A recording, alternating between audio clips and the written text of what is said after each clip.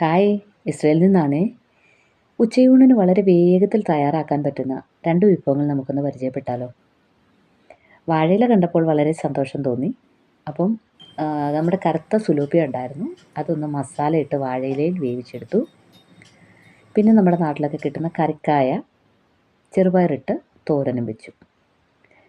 ചട്ടി നന്നായിട്ട് ചൂടായി വന്നപ്പോഴേക്കും വെളിച്ചെണ്ണ ഒഴിച്ചു കൊടുത്തു. അപ്പോൾ അത് മെൽറ്റായി വന്നപ്പോഴേക്കും കടുകിട്ട് പൊട്ടിക്കുകയാണ്. ഇനി അതിലേക്ക് എരിവിനായിട്ട് ഒരു 4-5 വറ്റൽമുളക് ചേർത്ത് കൊടുക്കുക. നല്ല എരിവുള്ള വറ്റൽമുളകാണ്. എനിക്ക് ചോറിന് നല്ല എരിവ് വേണം.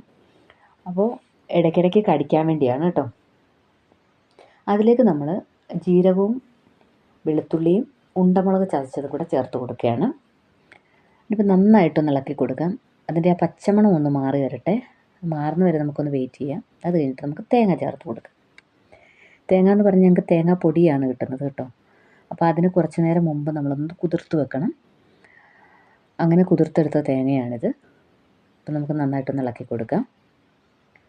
ഈ കായാണ് നമുക്ക് തോരനായിട്ട് കിട്ടിയത് കേട്ടോ. ഇത് എൻ്റെ നാട്ടിൽ സാമ്പാർ കായെന്നും കറിക്കായെന്നും തോരൻ കായെന്നും ഒക്കെ പറയും. അപ്പോൾ നമ്മുടെ മസാലയ്ക്ക് ആവശ്യത്തിന് മഞ്ഞൾപ്പൊടി ചേർത്ത് കൊടുക്കാം, ഉപ്പ് ചേർത്ത് കൊടുക്കാം. ഇനി നന്നായിട്ടൊന്ന് ഇളക്കി കൊടുക്കാം. അപ്പോൾ അതിൻ്റെ പച്ചമണമൊക്കെ ഒന്ന് മാറി വന്നിട്ടുണ്ട്. ഇനി ഇതിലേക്ക് നമുക്ക് അരിഞ്ഞ് കഴുകി വാർന്ന് വെച്ചിരിക്കുന്ന കായ ചേർത്ത് കൊടുക്കാം. വളരെ ചെറുതായിട്ടാണ് ഞാൻ കായ അരിയുന്നത്. കാരണം നമ്മൾ കായൊക്കെ തോരൻ വെക്കുമ്പം വെള്ളം ഒഴിച്ച് തോരൻ വെക്കാറില്ല.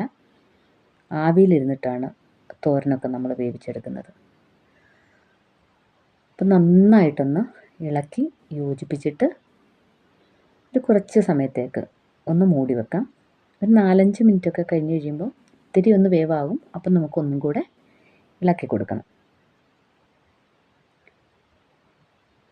നമുക്കൊന്ന് മൂടി വെക്കാം. അതിനുശേഷം നമുക്ക് മീനിനുള്ള മസാല ആക്കാൻ പോകാം. അപ്പം ഇത് കറുത്ത സുലൂപ്പിയാണ് കേട്ടോ. കാശ്മീരി മുളക് പൊടി 3/4 ടീസ്പൂൺ എടുത്തിട്ടുണ്ട്. പിന്നെ ക്രഷ്ഡ് ആക്കിയ കാശ്മീരി മുളക് പൊടി ചേർത്തിട്ടുണ്ട്. മഞ്ഞൾപ്പൊടി ചേർത്തിട്ടുണ്ട്. 1/2 ടീസ്പൂൺ മല്ലിപ്പൊടി ചേർത്തിട്ടുണ്ട്. 1/4 ടീസ്പൂൺ പെരിഞ്ചീരകം ചേർത്തിട്ടുണ്ട്. 1/4 ടീസ്പൂൺ ഗരം മസാല ചേർത്തിട്ടുണ്ട്. ഇനി ഇതിലേക്ക് ആവശ്യത്തിന് ഉപ്പ് ചേർത്ത് കൊടുക്കാം. പിന്നെ ആവശ്യത്തിന് നാരങ്ങാനീര് ചേർത്ത് കൊടുക്കാം. ഇതിലും ഞാൻ എപ്പോഴും പറയുന്നത് പോലെ വെള്ളം ചേർത്ത് മസാല ഞാൻ റെഡിയാക്കാറില്ല. എപ്പോഴും ഞാൻ മീൻ ചിക്കനൊക്കെ ആക്കുമ്പോൾ നാരങ്ങാനീരും വെളിച്ചെണ്ണയും ചേർത്തിട്ടാണ് മസാല തയ്യാറാക്കുന്നത്. നല്ല ടേസ്റ്റാണ്. അത് മാത്രമല്ല ഒരു പ്രത്യേക മണവുമാണ് കേട്ടോ.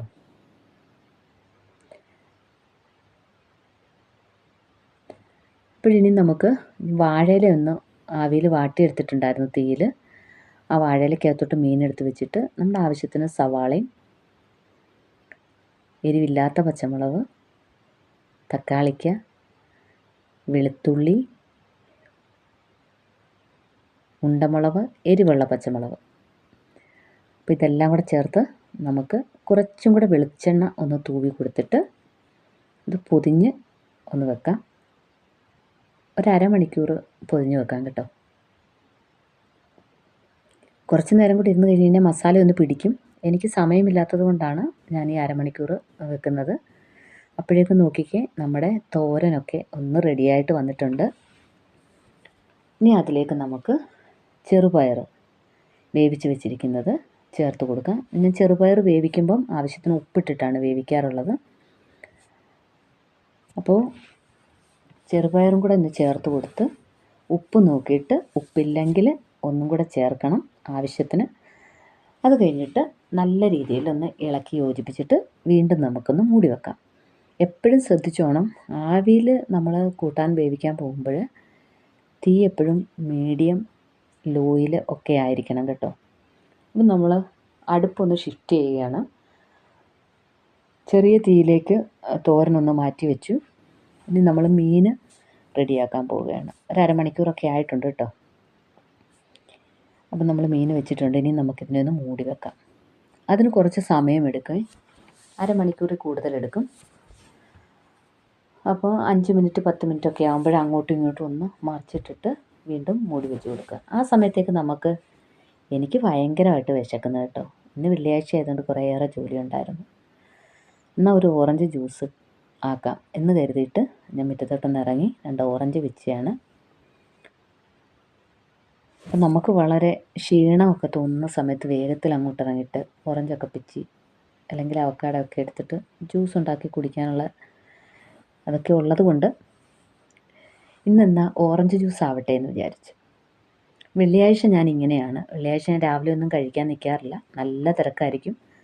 അപ്പോൾ ഓറഞ്ച് ജ്യൂസോ അവക്കാഡോ ജ്യൂസോ ഒക്കെയാണ് ഞാൻ കഴിക്കാറുള്ളത്. ഇപ്പം തന്നെ സമയം 3 മണി കഴിഞ്ഞിട്ടുണ്ട്. അപ്പോൾ ഇന്നത്തെ ഉച്ചയ്ക്ക് ഇനി ഇതെല്ലാം ഒന്ന് വെന്ത് റെഡിയായൊക്കെ വരുമ്പോഴത്തേന് സമയമെടുക്കുമല്ലോ.